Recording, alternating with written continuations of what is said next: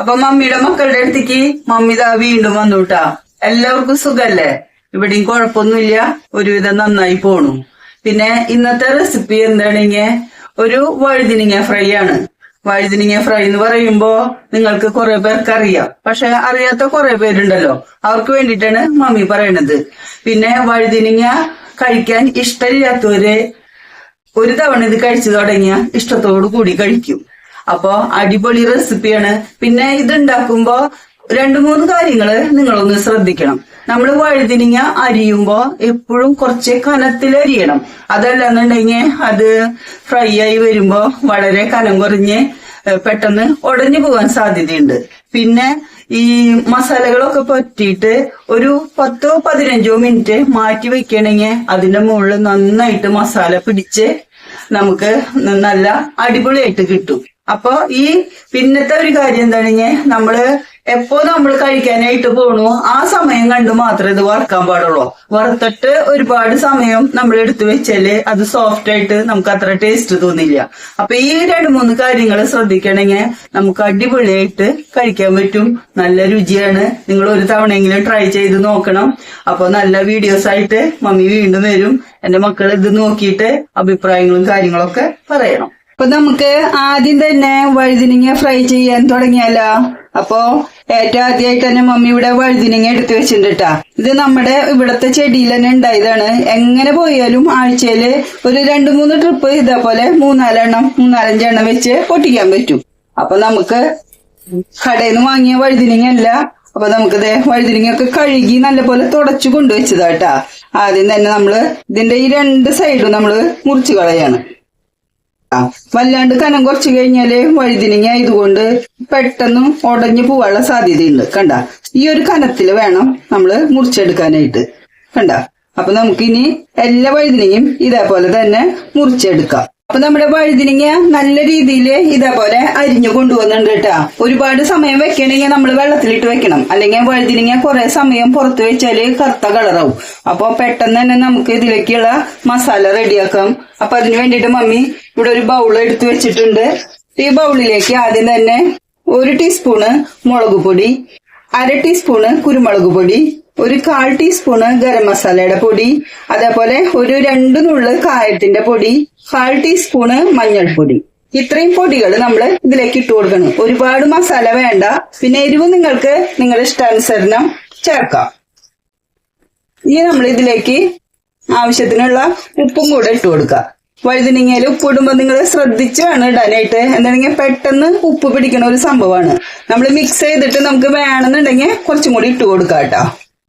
Mummy എടുത്തു വെച്ചിരിക്കുന്നത് 1 teaspoon നിറയെ മൈദയാണ്. അതുപോലെ തന്നെ 1 സ്പൂണ് അരിപ്പൊടി. കോൺഫ്ലവറിൽ ഉണ്ടാക്കാം, പക്ഷെ കോൺഫ്ലവർ നമ്മുടെ വീട്ടിലില്ലെങ്കിൽ മൈദ വെച്ചും നമുക്ക് നല്ല അടിപൊളിയായിട്ട് ഉണ്ടാക്കിയെടുക്കാം. അതേപോലെ തന്നെ ഈ അരിപ്പൊടി ചേർക്കുന്നത് നമ്മുടെ ഈ വഴുതിനിങ്ങ ഫ്രൈക്ക് നല്ലൊരു കരുകരുപ്പ് കിട്ടാൻ വേണ്ടിയിട്ടാണ്. അപ്പൊ ഈ 2 പൊടികളും ഇതിലേക്ക് ഇട്ട് കൊടുക്കാണ്. ഇനി ഇത് നന്നായിട്ടൊന്ന് മിക്സ് ചെയ്ത് കൊടുക്കുക. നിങ്ങൾക്ക് ഇത് ഒരുപാട് തോന്നാണെങ്കിൽ ഇങ്ങനെ മിക്സ് ചെയ്തതിന് ശേഷം കുറച്ച് മാറ്റി വെച്ച് കഴിഞ്ഞാല് നമുക്ക് അടുത്ത തവണ ചെയ്യുമ്പോൾ നമുക്ക് ഈ പൊടി തന്നെ ഉപയോഗിക്കാം. ഇതിലേക്ക് ഒരു 1/4 ടീസ്പൂണ്, ഒരുപാട് വേണ്ട കേട്ടാ, ഇതില് വല്ലാണ്ട് ഇതിന്റെ കുത്തുമണായ നല്ലതല്ല, ഇഞ്ചി വെളുത്തുള്ളി പേസ്റ്റ് ആണ്, അത് ഇതിലേക്ക് ഇട്ട് കൊടുത്തു. അതുപോലെ തന്നെ ഒരു ചെറുനാരങ്ങയുടെ 1/2 മുറി എടുത്തിട്ടുള്ളൂ. അപ്പൊ അതിന്റെ നീരും കൂടെ ഒഴിച്ചു കൊടുത്തു. ഇനി നമുക്ക് ഇതിലേക്ക് ഒരു 2 സ്പൂണോളം വെള്ളം, ഒരുപാട് വെള്ളം വേണ്ട, നമ്മുടെ വഴുതിനിങ്ങയിൽ എന്തായാലും വെള്ളം ഉണ്ടാവും. അപ്പൊ നമുക്ക് നന്നായിട്ടൊന്ന് കൈ വെച്ചിട്ട് തന്നെ ഒന്ന് മിക്സ് ചെയ്ത് കൊടുക്കാം. വേണ്ടോ, നമ്മുടെ മസാല ഇവിടെ റെഡി ആയിട്ടുണ്ട്. ഇപ്പൊ നമ്മുടെ മസാല ഇവിടെ റെഡി ആയിട്ടുണ്ട്. ഇനി നമ്മള് ഇതിന്ന് ഓരോ പീസുകൾ എടുത്തിട്ട് ഇതിന്ന് കുറേശ്ശെ മസാല എടുത്തിട്ട് ഇതിന്റെ മുകളിലേക്ക് ഒന്ന് പരട്ടി കൊടുക്കാണ്. 2 സൈഡിലും നിങ്ങളൊന്ന് പരട്ടി കൊടുക്കണം. നമുക്ക് എല്ലാം കൂടി ഒരുമിച്ചിട്ട് മിക്സ് ചെയ്യുമ്പോ ചിലപ്പോ ചില സ്ഥലങ്ങളിൽ ആവില്ല.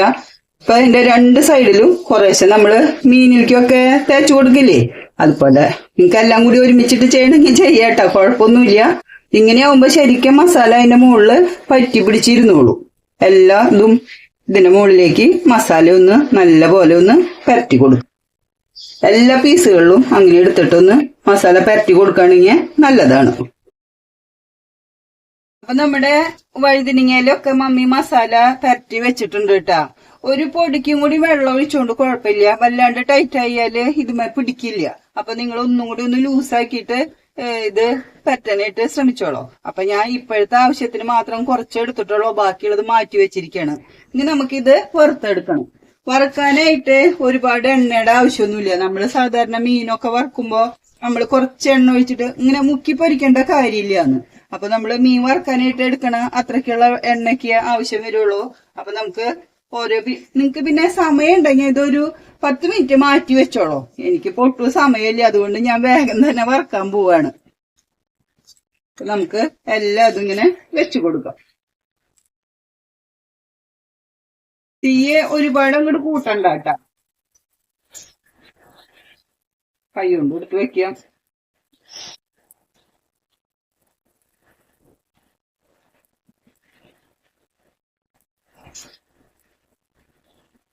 ഇത് വലിയ പാനായതുകൊണ്ട് നമുക്ക് എല്ലാം ഒറ്റയടിക്ക് തന്നെ വറുത്തെടുക്കാൻ പറ്റും. അടിപൊളി ടേസ്റ്റ് ആട്ടാ. നമ്മള് ഈ നോമ്പുകാലൊക്കെ അല്ലേ വരാൻ പോണത്. നിങ്ങൾ ഉറപ്പായിട്ടും നമുക്കൊരു മീൻ വറുത്തതൊക്കെ കഴിക്കണ ഒരു ഫീല് കിട്ടും ഇത് കഴിക്കുമ്പോ.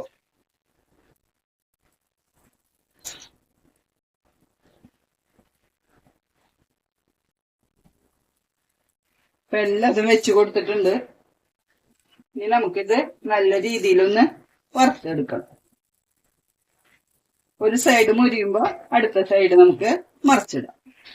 അപ്പൊ നമ്മുടെ വഴുതിരിങ്ങ ഫ്രൈ ഇവിടെ റെഡി ആയിട്ടുണ്ട്. മമ്മി 2 സൈഡും തിരിച്ചും മറിച്ചും ഇട്ട് കൊടുത്തു. ഇത് പെട്ടെന്ന് തന്നെ നമുക്കിത് വെന്ത് കിട്ടൂട്ടാ. വഴുതിരിങ്ങ ആയതുകൊണ്ട് തന്നെ ഒട്ടും സമയമില്ല, ഒരു 5 മിനിറ്റിനുള്ളിൽ തന്നെ നമുക്കിത് റെഡിയായി കിട്ടും. അപ്പൊ ഇത്രയ്ക്കുള്ളൂ. പിന്നെ പ്രത്യേകിച്ച് കായത്തിന്റെ പൊടിയും കുരുമുളക് പൊടിയും നിങ്ങൾ ഒരിക്കലും ഒഴിവാക്കിയിരിക്കോ. അത് രണ്ടും കൂടെ ചേർത്താലാണ് നമ്മുടെ ഈ വഴുതിരിങ്ങ ഫ്രൈക്ക് ഒരു അടിപൊളി ടേസ്റ്റ് ഉണ്ടാവുക.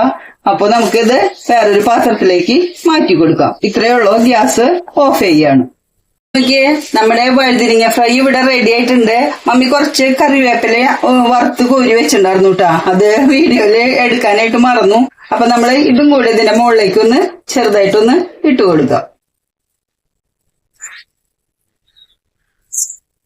ഇത്രയ്ക്കേ ഉള്ളൂ. ഉറപ്പായിട്ടും മമ്മിയുടെ മക്കള് ഇതൊന്ന് ട്രൈ ചെയ്ത് നോക്കിയിട്ട് അഭിപ്രായം കാര്യങ്ങളൊക്കെ പറഞ്ഞോളൂ. ഒരുപാട് പേർക്ക് അറിയാം, പക്ഷെ അറിയാത്തവരായിട്ട് പലരും ഉണ്ട്. അവർക്ക് വേണ്ടിയിട്ടാണ് മമ്മി ഇത് ചെയ്യണത്. അപ്പൊ നല്ല നല്ല വീഡിയോസ് ആയിട്ട് മമ്മി വീണ്ടും വരും.